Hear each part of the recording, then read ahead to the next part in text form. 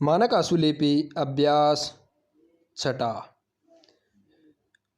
उपाध्यक्ष महोदय, अल्पविराम संयुक्त राष्ट्र विश्व शांति की सुरक्षा के लिए जिम्मेदार है और सारी मानव जाति की उम्मीदें लगी है, पूर्णविराम। संयुक्त राष्ट्र के रहने से ही यह आश्वासन मिलता है कि विश्व के सम्मुख निर्भीक रूप से सच्चाई और न्याय लाया जा सकता है, पूर्णविराम। संयुक्त राष्ट्र की यह महासभा और इसकी एजेंसियां जो कुछ भी कार्य करती है, अल्पविराम, उनमें उन्हें इन आशाओं को पूरा करना है और शांति को बढ़ावा देना है, पूर्णविराम। भारत के पहले प्रधानमंत्री पंडित जवाहरलाल नेहरू ने इस महासभा के सम्मुख भाषण किया था और कहा था कि अमीर और गरीब देशों के बीच ज़्यादा से ज़्यादा आर्थिक सहयोग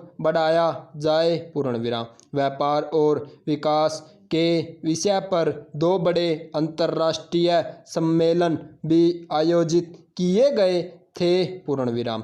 सदस्य राज्यों ने इन कार्यों में जो रुचि दिखाई, अल्पविराम, उससे विकासशील देशों में बड़ी आशा बंधी, पूर्णविराम।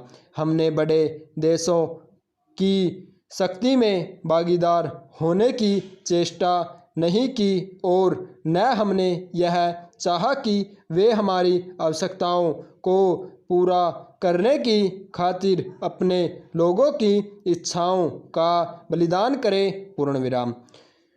हमें अपनी प्रगति के लिए स्वयं परिश्रम करना है और आगे बढ़ना है, पूर्णविराम। लेकिन अल्पविराम, हमने परिवर्तन का कोई जादू हो जाने की आशा नहीं की, पूर्णविराम।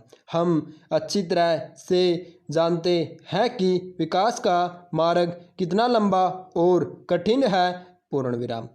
हम इतना जरूर चाहते हैं कि लोगों की अमूर्त इच्छाओं को समझा जाए, जो कि बहुत अरसे तक विदेशी दास्तां में रहे हैं, पूर्णविराम। Next para. खेद की बात है कि आर्थिक सहयोग की दिशा में कोई प्रगति नहीं हुई और न राजनीतिक क्षेत्र में अंतर्राष्ट्रीय सहयोग की दिशा में ही कोई उल्लेखनीय प्रगति हो सकी है, पूर्णविराम। इस असफलता के बहुत से स्पष्ट कारण हैं, पूर्णविराम।